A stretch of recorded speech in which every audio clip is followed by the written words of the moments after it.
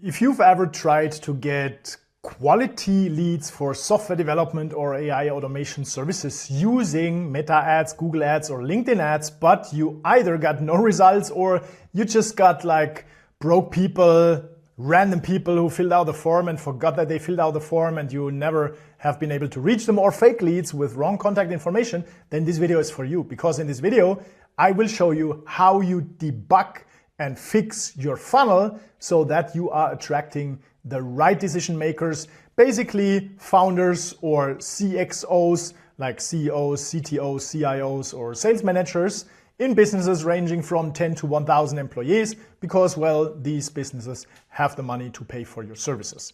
Or you could also talk to or attract startup founders with funding, but you need to explicitly verify and validate leads so that they have funding. Otherwise, you get a lot of startup founders with an idea. They wake up in the morning, they fill your form. Next day they wake up and they have another idea, but what they have all day is no money. So they are definitely the wrong people because they don't have a proper intent for your services and they don't have the money. So let me show you the exact system we use, a data-driven method we use to generate thousands of leads and hundreds of clients for our customers. And basically it will also help you debug your funnel, structure it in a better way, and use data in order to find out what's broken in your funnel and what you need to do in order to fix it. So let's jump right in. Good, so this is specifically for software development and AI automation services. Now, the method I'm going to show you might also work for other service-based businesses, high-ticket businesses, such as service providers, coaches, trainers, consultants.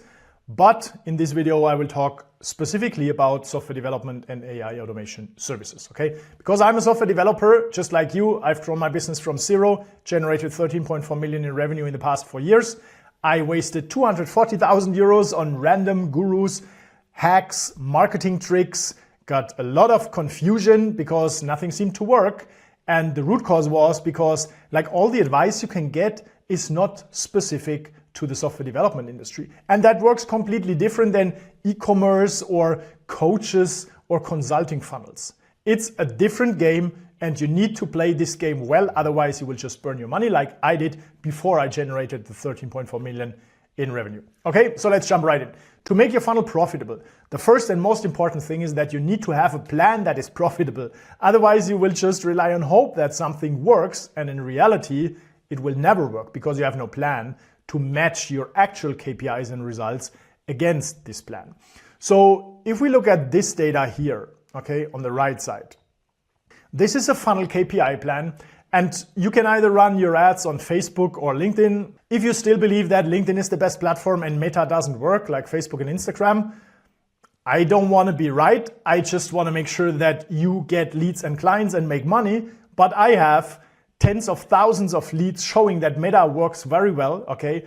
Like here are some examples of leads that we got from Meta, okay? 100 to 500 employees, decision makers, founders, okay? Also with verified phone numbers here. So this is the quality type of lead I'm talking about.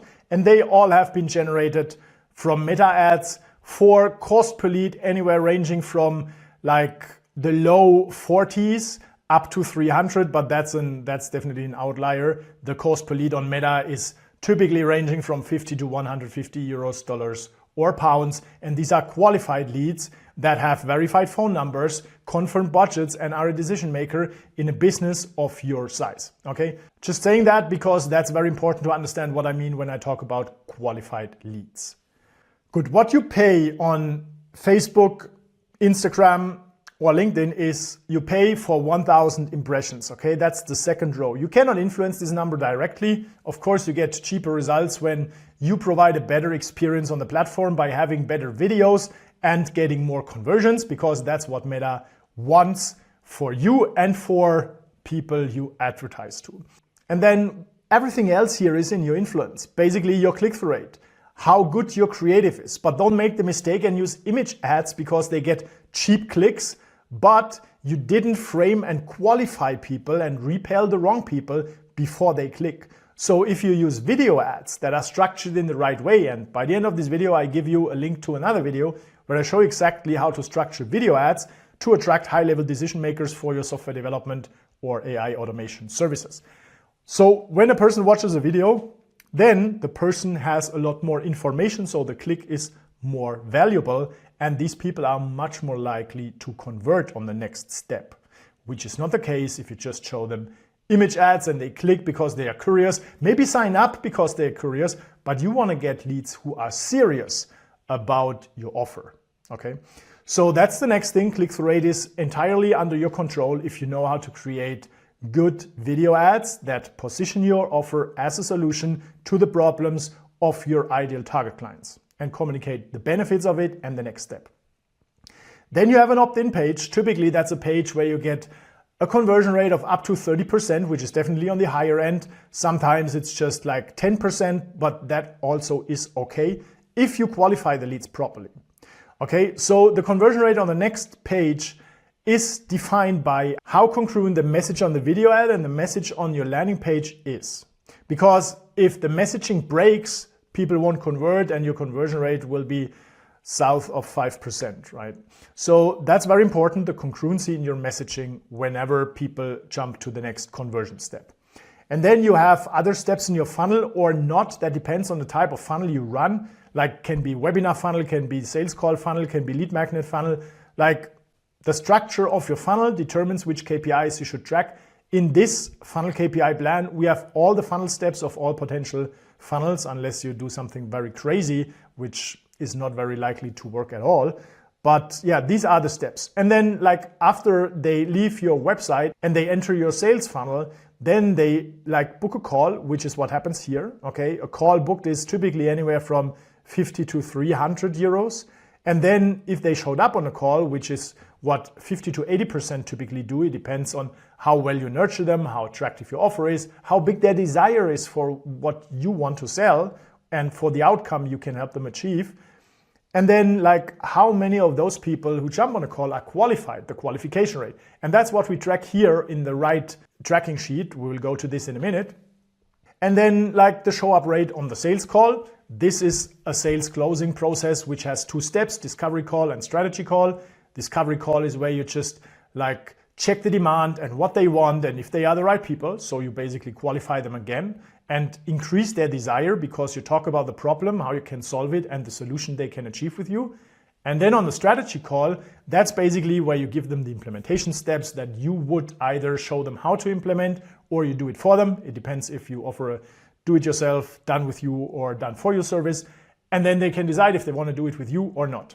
Okay, so that's then your sales closing rate on the last step of your sales process. Typically anywhere from 30 to like 70%. Okay, and this defines your customer acquisition cost, which typically ranges from 1,000 to 3,000 euros, dollars, or pounds, depending on the niche, industry, and the service you sell. This should be profitable. Okay, this should give you a minimum of 2x ROI, which is revenue minus fulfillment cost minus ad spend. Okay, that's your gross profit or your return on ad spend. Once this is profitable and you can upsell the full project implementation, then you have a very profitable customer acquisition system with paid ads that can scale instead of depending on referrals, hope, or your network. Okay, let's look at the right side. Here are two very important tracking components that help you track your full funnel and lead quality. And let's first talk about lead quality, because what I typically see is that people like test a random channel, LinkedIn, Meta, or Google. They don't get like good quality leads. They basically just get trash, fake leads, tire kickers, competitors, and they give up. And they blame the channel that it doesn't work, which brings them into a situation where they never try again because they believe that these channels simply don't work. But the opposite is the case. They work. They work very well. We generate thousands of leads for our clients per month, meanwhile. And yeah, they work. And Meta, which is Facebook and Instagram, works better than LinkedIn because the targeting there is better. It's just very different. And if you don't know how to make a funnel work on these channels, of course it won't work. I've spent 240,000 euros on getting all the marketing education as a software developer and then adopting this system with trial and error for the software development industry because nobody was able to tell me how to generate high-level, high-quality software development leads. Okay. Meanwhile, I'm doing this for a lot of clients. I've done it for hundreds of clients. And yeah, I showed you some results. So that's why quality of the leads is very important. And to get quality leads, you need to track quality. So what do you need to track? Basically, let me make this a bit bigger. You need to track the qualification attributes. You see them here. Okay, so these are the qualification attributes, and if they are all yes, then the lead is qualified. If one is no, the lead is not qualified. So qualification attributes help you identify what you need to fix in your messaging or in your gatekeeper, where you qualify leads automatically in a form, so that you get more qualified leads. If you just say leads are not qualified, you blame the channel, you stop it, you will never make it work. And then you are just back to square one, you depend on referrals, and you still have no automated customer acquisition system. If that's your goal, well, continue like this. If you want to make it work, then continue watch this video, because I will show you the criteria you need to track and then how to fix it. Good, so what are the qualification criteria you should track? First of all, if they booked a call after all follow-up. Some people will book a call instantly. Others don't because, well, they are not yet as excited about your offer or they don't trust you enough. You can influence this. It's not that these are the wrong people because they don't book calls with you. It's that your offer is not attractive enough, or you didn't communicate it in an attractive way, or you just didn't do enough follow-up so that people find the right spot in time to book a call with you. So you need to follow up with a lead who didn't book a call minimum 10 times in the first week, and then switch to a frequency of 2 to 3 calls per week ongoingly. Then you should get people on a call. And you see here, this is real data from our tracking sheet. Most people you get on a call if you just try long enough. And it doesn't mean you need to spend hours per week to do this. You just block like an hour per day, depends a bit on the volume of leads you are getting, and then you just call one after another. There are also power dialer tools where you just get one call after another on your phone, and that's just like easy work. Okay, you just have to do it. You can also do it with AI voice agents who call your leads. Works very well. Some of our clients are doing it. Well, there is for every problem a solution if you want, or for every solution there is a problem if you want. So it's your choice. I'm giving you the solutions. It's up to you what you want to take away. So the next thing is, did they show up on the quali call? Just because a person who booked a call doesn't mean they show up. That's the next thing. And if you had a call booked and they didn't show up, do the follow-up. Next time you get them on a call, don't say, oh, they wasted my time, they didn't show up. Well, if you do this with every lead, then you will never make your sales system work. Okay?